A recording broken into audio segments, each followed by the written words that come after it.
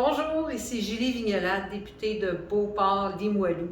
Je suis heureuse aujourd'hui de prendre la parole pour notre fête nationale. Merci au Pivot pour le soutien tout au long de l'année, mais aussi pour le soutien lors de cette fête nationale.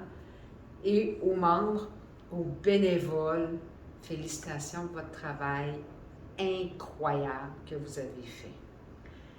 Cette année, le thème pour la fête nationale, c'est un Québec tissé serré. Je ne sais pas si vous avez déjà vous-même tissé quelque chose ou si vous avez vu une tisserande le faire. Mais lorsqu'on tisse, on prend des fils de différentes couleurs, de différentes textures, parfois même de différents matériaux, du coton, du lin, j'en passe.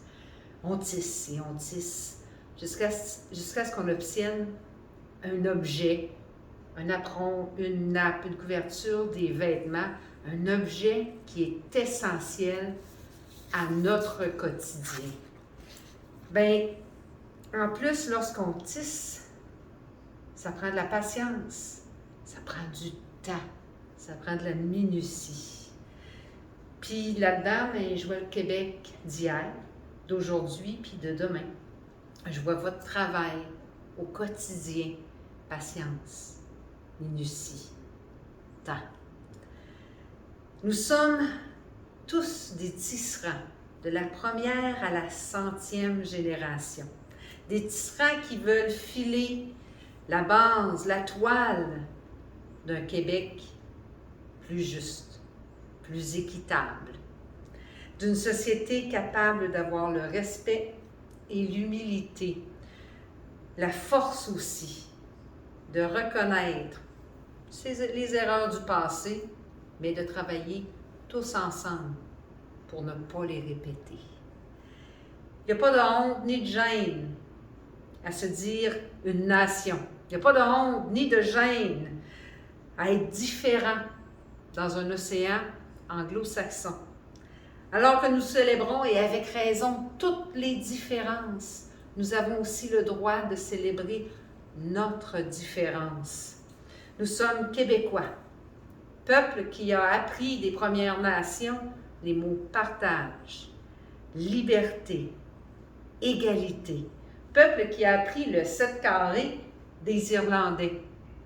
Peuple qui a aussi appris à se tenir le dos bien droit après des années à être considéré comme du cheap labor. Qui a accueilli des gens de tous les horizons et qui a partagé avec eux leur vécu, leur réalité. Nous formons le plus grand bastion et le dernier, parmi les derniers, de la langue française en Amérique. Notre culture est chantée, est lue, est jouée à travers le monde. On a de quoi être fier. Être fier ne signifie pas de gommer ce qui a moins bien été par le passé. Être fier signifie qu'on reconnaît nos bons coups autant que ceux qui sont moins bons, mais qu'on fait en sorte de bâtir en mieux. C'est ensemble que nous devons faire face aux douleurs du présent et du passé afin de pouvoir grandir et vieillir avec sérénité et bonheur et bonne entente. Et ça, c'est vrai autant pour l'individu que pour la nation digne et fière que nous sommes et devons être. Vous savez, tout ce que je viens de vous dire là, ben, c'est un peu comme les fils de la toile qu'on est en train de tisser, tous ensemble, au coude à coude. Il y a des couleurs vibrantes, il y a des couleurs un peu plus ternes. Les couleurs vibrantes sont celles de nos bonheurs, de nos réussites.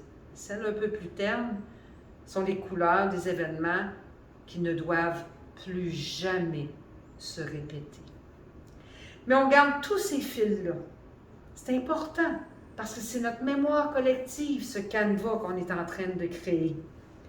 Et c'est comme ça qu'on est réellement, sans faux semblant, un peuple fier, ensemble, solidaire, en terre d'Amérique, liés les uns aux autres, pour un monde meilleur qui nous ressemble et nous rassemble.